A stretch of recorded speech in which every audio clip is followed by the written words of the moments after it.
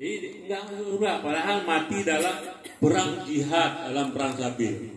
Ini Bapak dan Ibu sekalian mengindikasikan bahwa jangan anggap sepele hutang. Makanya di Quran itu ayat yang paling panjang, Al-Baqarah 182 itu ayat tentang utang. Hampir satu lembar Al-Quran tidak ada ayat lain sepanjang itu.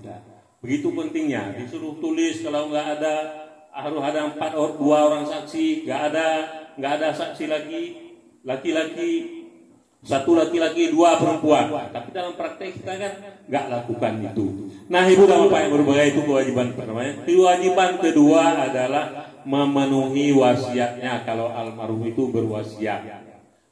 Wasiat itu wajib, ya, makanya ditulis ya kalau kita ingin berwasiat, dan itu langsung di Quran. Petunjuknya bukan di hadis, langsung di Quran.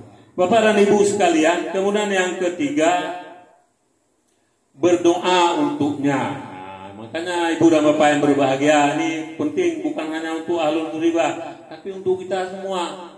Kadang-kadang kesibukan di zaman modern ini nggak sempat kita berdoa untuk orang tua, nggak sempat lagi selesai sholat atau kapan waktunya, nggak sempat lagi, sibuk sekali. Padahal orang tua kita tahu betapa besar jasanya, betapa banyak tenaganya, belanjanya untuk membiayai kita. Maka sering disebut satu orang tua, sepasang orang tua bisa memelihara 7 orang anak. Tapi ketika orang tua 7 anak tidak bisa memelihara 1 orang tua. Ibu dan Bapak yang berbahagia, makanya masalah orang tua juga langsung di Quran. Wa qadara rabbuka la ta'budu illa iyyah wa bil walidaini ihsana. Ini langsung di Quran. Ini tandanya Ibu dan Bapak yang berbahagia penting sekali. Karena itulah kalau beliau masih hidup, usahakanlah bersama kita, tinggal bersama kita. Tapi orang tua nggak mau. Karena itu kunjungilah. Jangan jarang-jarang, kunjungilah orang tua kita sebanyak mungkin. Kenapa? Karena jasanya luar biasa membesarkan kita. Setelah itu kita berdoa sehabis sholat, itu luar biasa sekali. Nah, Ibu dan Bapak yang berbahagia, kemudian yang keempat, kewajiban seorang ahli waris adalah menyambung silaturahmi dengan sahabat-sahabat almarhum. Ini semua nih, yang pertama yang tua-tua nih sahabat Bapak, ini Ahyar dan kawan dan abang dan adik semua, silakan selalu berhubungan, selalu bersilaturahmi dengan orang tua kita.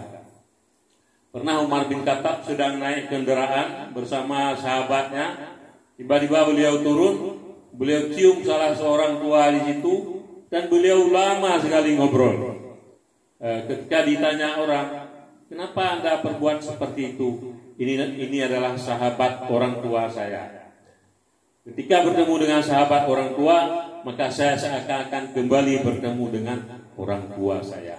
Nah, Ibu dan Bapak yang berbahagia, jadi inilah yang penting, terutama bagi keluarga yang ditinggalkan. Lalu bagi kita semua, sama juga kita semua agar tidak lupa, maka kita pergunakan momen-momen seperti ini untuk saling mengingatkan. Walaupun yang mengingatkan itu tidak lebih hebat, tidak lebih pintar dari yang diingatkan. Nah, ibu-ibu dan bapak yang berbahagia, apa yang perlu kita ingat? Ada ulama berkata, kenapa Allah masih panjangkan umur kita, masih beri kesempatan, masih memberi kita hidup. Itu beberapa hari yang lalu ada teman di sana itu dekat Gang Patriot, di Gang Pak Alvia. Itu belum sampai 50 meninggal. Nah, ada sakit-sakit yang menonjol, berarti masanya udah selesai. Untung bagi orang yang meninggal gak sempat lagi berbuat dosa. Mereka hanya pertanggungjawabkan apa yang telah mereka lakukan. Tapi kita ini kemungkinan banyak sekali, apalagi menjelang pemilu ini. Coba lihat di medsos-medsos, asyik mencaci maki semua. Itu pahala kita semua untuk orang. Nah, ibu dan bapak yang berbahagia, karena itu ketika umur kita panjang, ibu dan bapak sekalian hari ini, itu artinya Allah masih memberi kita kesempatan. Maka jangan sia-siakan kesempatan itu. Kesempatan itu jangan kita sia-siakan. Karena nanti di hari kiamat, ketika hari hisab, kita nggak bisa mengalihkan kesalahan kita ke orang lain, nggak bisa. Ada orang dipaksa nggak sholat misalnya, kalau yang dipaksa diancam, dia nggak sholat, dimaafkan. Tapi lalai. Ada orang korupsi, alasannya diajak orang. Allah menyatakan masing-masing kita pertanggungjawaban itu pribadi. Nanti bisa dilihat di surah Al-An'am ayat 94. Saudara bacakan walaqad ji'tumuna furada. Kamu nanti akan menjumpai kami pribadi-pribadi, tidak berjamaah. Walaupun korupsinya berjamaah, tapi pertanggungjawaban pribadi. Walaupun kejahatannya rame-rame, tapi pertanggungjawaban masing-masing. Ibu dan bapak yang berbahagia, Allah menyatakan walaqad ji'tumuna furada. Kamu akan datang ke saya nanti, ke Tuhan, itu masing-masing mempertanggungjawabkan apa yang telah dilakukan. Wa taraktum ma khawalnakum ala zuhurikum, dan kamu akan tinggalkan apa yang selama ini bersamamu, tinggal harta, tinggal anak-anak dan sebagainya. Nah, ibu-ibu dan bapak yang berbahagia, oleh karenanya mari kita berpikir semua, apakah kita sudah siap untuk memberi pertanggungan jawaban. Lalu yang kedua, usahakanlah di hari akhir nanti kita tidak menjadi orang-orang yang bangkrut. Ya. Dalam beberapa hari ini saya sering angkat hadis riwayat Imam Muslim. Nabi pernah tanya ke sahabat, atadaruna mal muflis? Apakah kalian tahu siapa yang disebut orang-orang yang bangkrut? Sahabat menjawab, ya Rasulullah, yang bangkrut itu yang nggak punya dirham, nggak punya uang, la dirham alahu, nggak ada uang. Tapi Nabi meluruskan, bukan. Orang bangkrut itu orang banyak sholatnya, banyak puasanya, banyak amal ibadahnya. Tapi dia datang dengan ibadah-ibadah itu, kebaikan itu hari kiamat, tapi juga suka membuli orang lain, suka memfitnah orang lain, suka membunuh, suka mencaci maki dan sebagainya.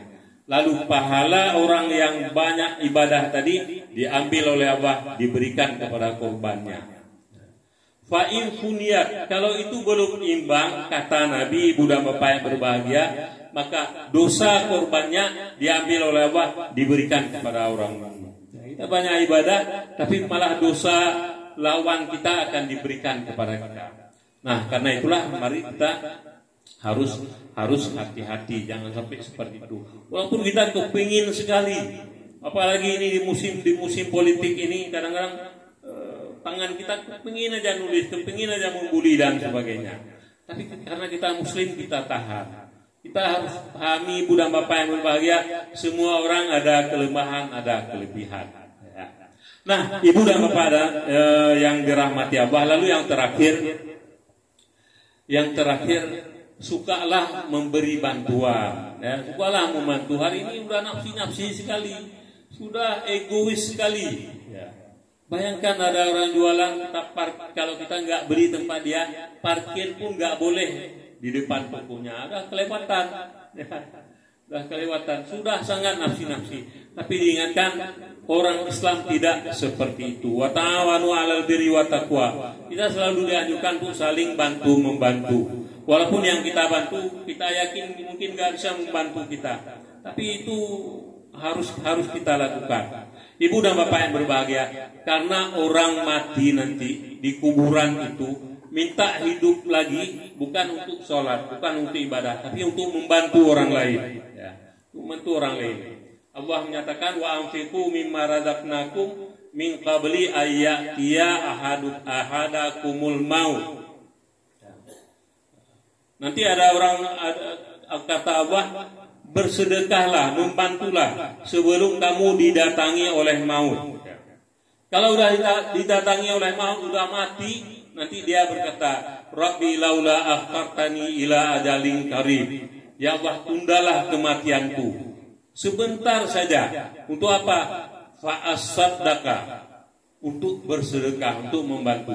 Bukan untuk salat, bukan untuk puasa, bukan untuk naik haji, tapi untuk membantu orang lain yang mungkin di dunia nggak pernah kita bantu, malas kita dan sebagainya. fa asaddaka wa aku minas sholihin, dan aku ingin menjadi orang-orang yang soleh. Nah, ibu-ibu dan bapak yang berbahagia, tapi Allah menjawab, wala yu'akhirallahu nafsan idza jaa ajaluha. Kalau udah ajal itu enggak ditunda lagi. Apapun permintaan kita. Nah, karenanya alhamdulillah mending ada kesempatan, mari kita gunakan kesempatan itu sampai kita juga dipanggil untuk menghadapnya, untuk memberi pertanggungjawaban kepadanya. Sekali lagi para keluarga di rumah ini, kita berharap sabar tabah menerima cobaan ini dan terus membangun hubungan silaturahmi dengan sahabat-sahabat almarhum. Saya kira ini saja ibu dan bapak yang berbahagia yang dapat saya sampaikan. Semoga ada manfaatnya, lebih kurang mohon maaf. Billahi fisabilil haq, billahi taufiq wal hidayah. Wassalamualaikum warahmatullahi wabarakatuh.